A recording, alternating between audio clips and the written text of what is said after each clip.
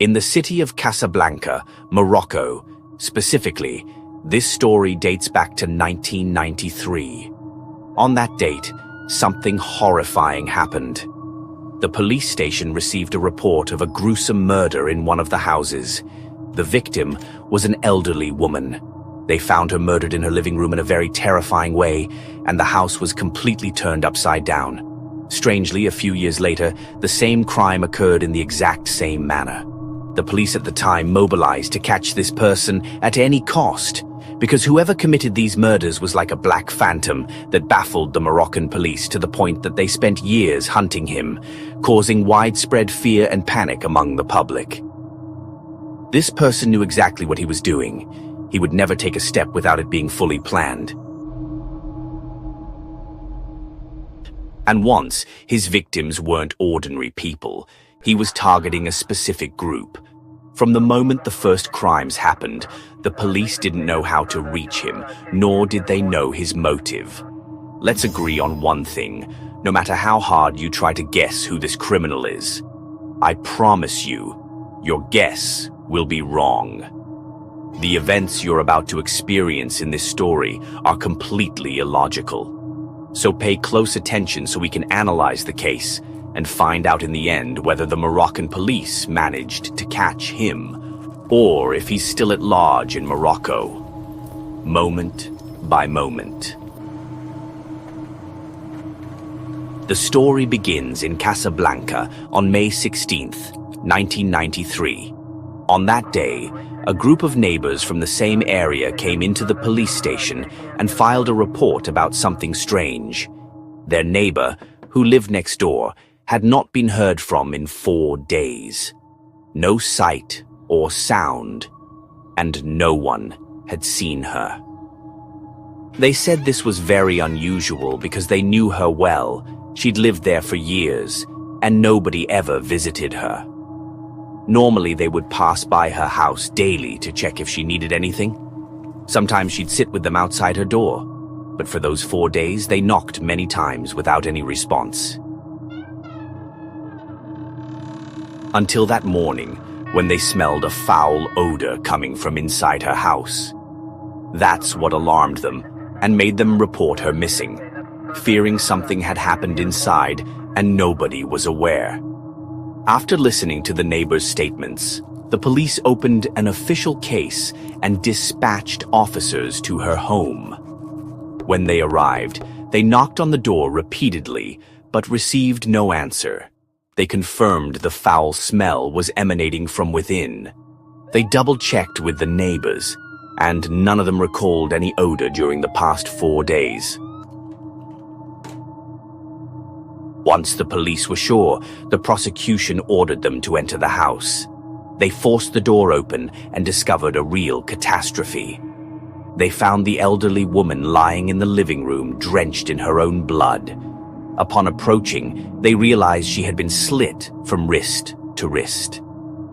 The police and neighbors stood in shock before the poor old woman's body. Who would have a motive to do this? You might think just another murder. But the really strange part, what you'll learn soon, is totally out of the ordinary. The victim's name was Mabrouka, and she was 72 years old. After identifying her, the police immediately called in the Criminal Investigations Unit to conduct a scene examination. Their preliminary inspection showed that many things in the house were out of place, confirming the house had been ransacked. This led them to suspect the motive might have been theft. But as I mentioned, the victim was an elderly woman who didn't work or receive visitors, so what valuables could she have? The forensics team finished collecting evidence and fingerprints from every spot in the house. The police considered several scenarios. First, perhaps she'd been killed on the very day the neighbors reported her missing, 4 days earlier, because it was clear from her body that she'd been dead for about that long. After completing their routine procedures, they began interviewing neighbors. Nobody had seen anyone entering or lurking around the house, nor heard any suspicious noises. They all confirmed that nothing like that had occurred, since Mabrouka lived alone and had an estranged brother who never checked on her. She told people she had no family, so she was completely isolated. The body went to the medical examiner, while the police canvassed the entire neighborhood for any clue. They spoke to children playing nearby, hoping a kid might have seen someone strange. Among them was a 7-year-old boy who offered crucial information. He saw a woman wearing a black cloak, or abaya, and veil carrying a handbag, enter Mabrouka's house, but he never saw her leave. He explained the victim lived at the end of a dead-end street. He didn't see her come out, just that she went in and never emerged.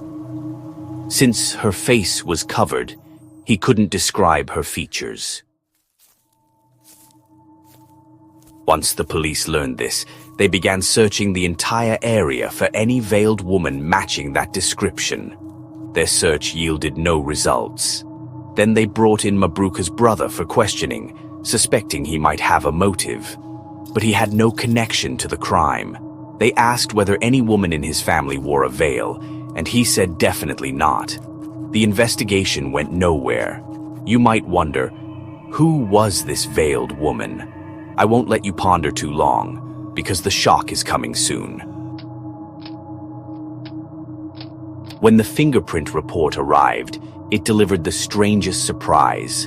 The only prints in the house belonged to the victim and the neighbors who reported her missing. No others. They rounded up all those women and re-interviewed them, but there was no evidence linking any of them to the crime. The police remained baffled, focused solely on identifying that veiled woman at any cost, as she had terrorized the neighborhood. They repeatedly summoned the brother and neighbors, pressing them for contradictions. They'd heard the story so many times that nothing new emerged. The only certain fact from the brother was that Mabrouka had stashed money in the house, savings from her former work as a healer. She used to read and treat people. That confirmed robbery as the motive, but still no tangible evidence against the veiled woman. A year passed. The case remained unsolved and was officially filed as unknown perpetrator and closed until 1997, when things grew even more complicated. One day that year, a distraught daughter burst into the local station, crying and traumatized. She told police something horrifying. She explained that morning she'd gone to her mother's house to check on her as usual. After knocking with no answer, she used a spare key she kept in her bag to let herself in, and was met with a chilling scene. Her mother was lying in the living room, slaughtered and soaked in blood, and the house was overturned. Someone had broken in, killed her, stolen all her gold and valuables. The victim's name was Aisha, and she was 65.